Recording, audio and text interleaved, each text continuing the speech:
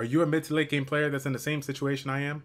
Sitting here hoarding Devilmons day in and day out, waiting for that elusive natural 5-star that hasn't popped yet?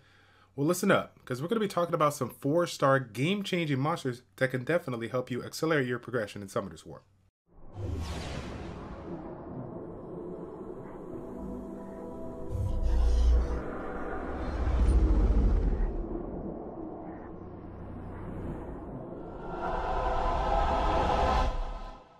What's going on, everybody?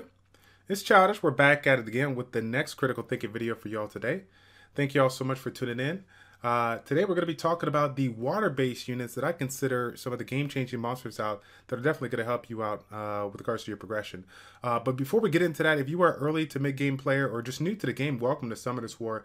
If you haven't heard already from a variety of influencers out there in the community, when we're getting our PvP in and getting those glory points done, one of the first things people recommend when you're able to save up enough points is to start collecting those Devilmons, okay?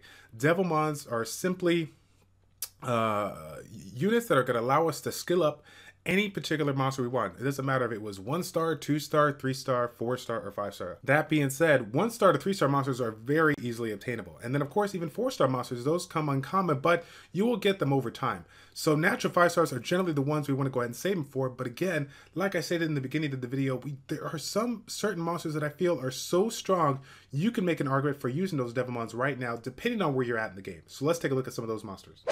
So the first monster we're going to look at is a monster that definitely doesn't need any introduction here. If you guys have been following my channel, Orion, the Water Brownie Magician. Let's take a look at his skill set real quick. Run, being able to hit the opponent and gain an additional turn with a 30% chance.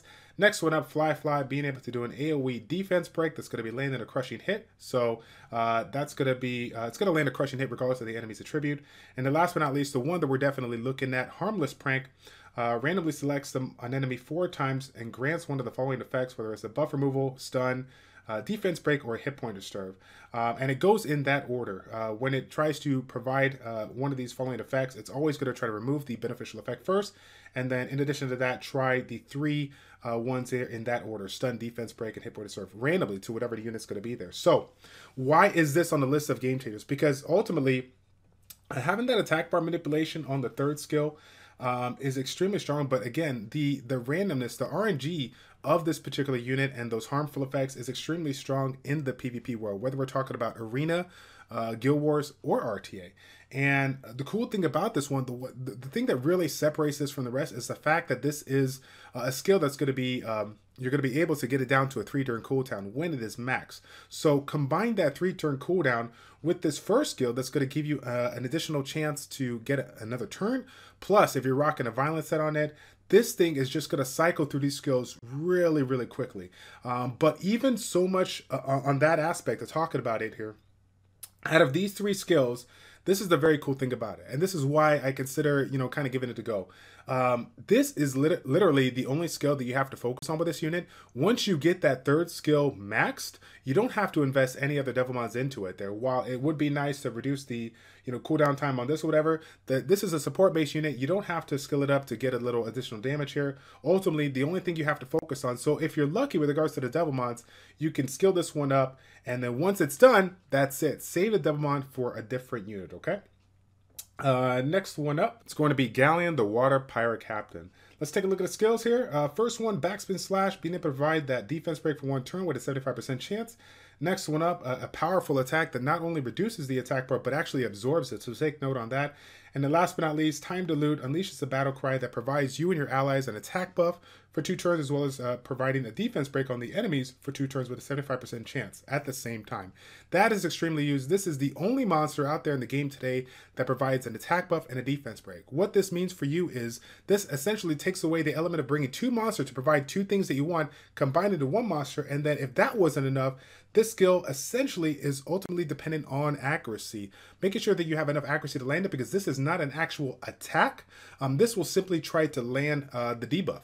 So this is really good because you don't have to worry about that elemental advantage or disadvantage when it comes to this one. So that's why this one is extremely a great monster here. Again, we're talking about mid to late game. You have those consistent B10 runs, and now you're looking to break your way into those speed-based comps.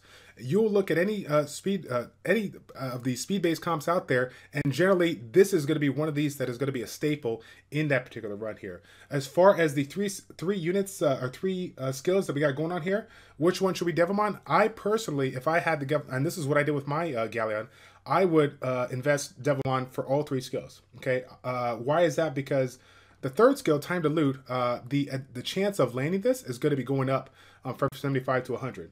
Same thing with the first skill, backspin slash. It's going to be able to provide a reliable defense break a little bit higher. But keep in mind, those two skills, that's just the activation rate. You still have to rely on the accuracy, making sure you have enough accuracy to get it done. And the next one up here, Pirate Strike.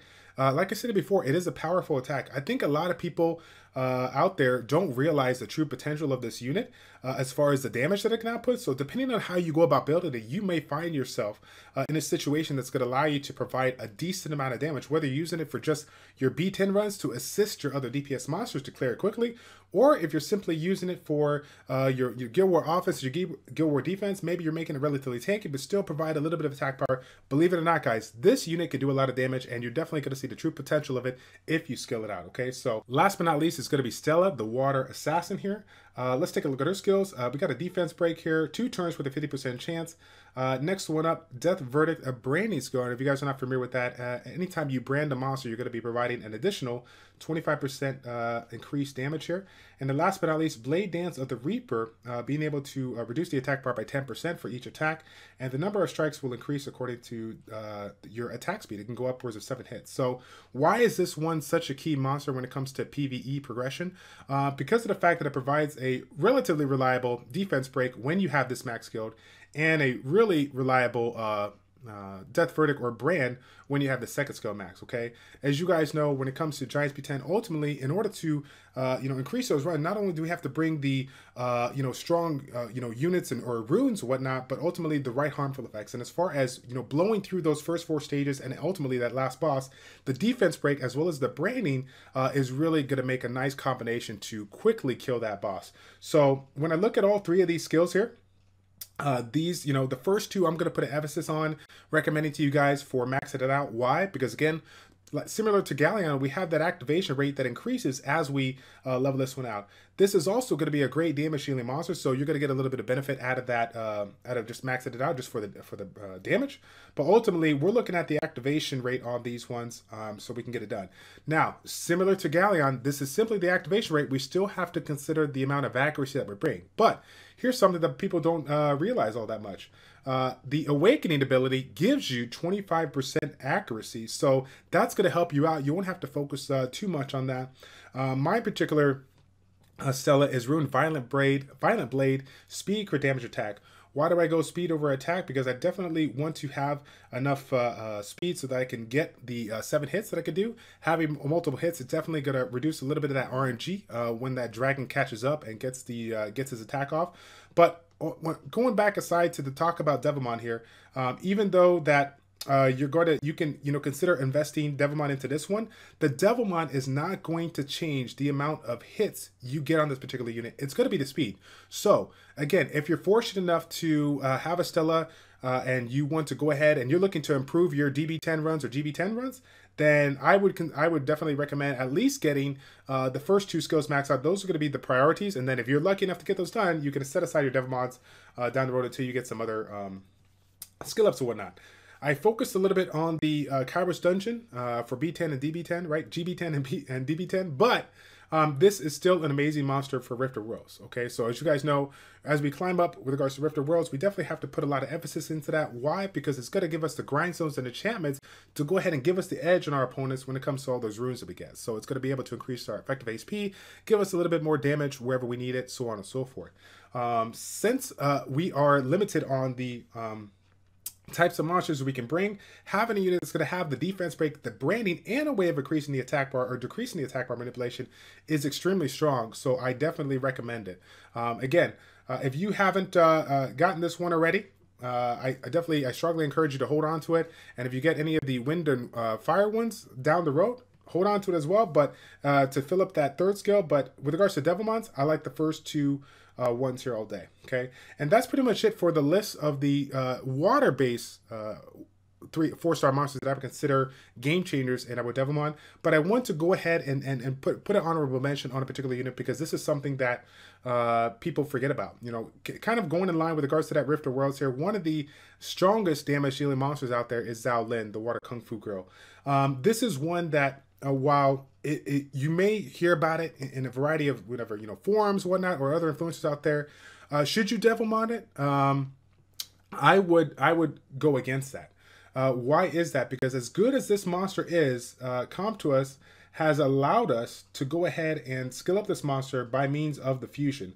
We can go ahead and save these monsters that we get over time, make this Win Kung Fu Girl, and then use those as skill ups to kind of help you out. Okay, so again, guys, sure you can Devilmon it, but I don't not necessarily recommend it. But that being said, I do feel that, you know, when you're in the game in Rift of Worlds and you really try to provide a unit that's going to provide, you know, good amount of damage, provide the harmful effects that you need with regards to the defense break, the slow, everything, just the chain type of effects that the Water Kung Fu Girl brings.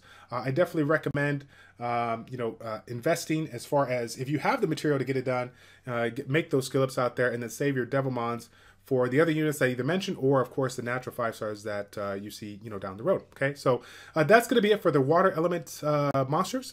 Next video is going to be focused on the wind ones as well as the fire ones. So we can get your feedback from that. And then, of course, if you guys like this series, let me know in the comment section down below. I'll be more than happy to do a special light and dark one if there are some monsters out there that are considered game changers in my eyes, and I would like to tell you about them. Okay, so that's going to be it, guys. Thank you guys so much for tuning in. If you did like this video, go ahead and smash the like button. And if you haven't already, go ahead and follow me on Facebook and Twitter so I can give you guys some more sneak peeks of what's going down for the rest of the week. All right, that is it. I am done. It's your boy Childish, Childish Plays checking out. Take care, and we will see you next time, guys. We're out.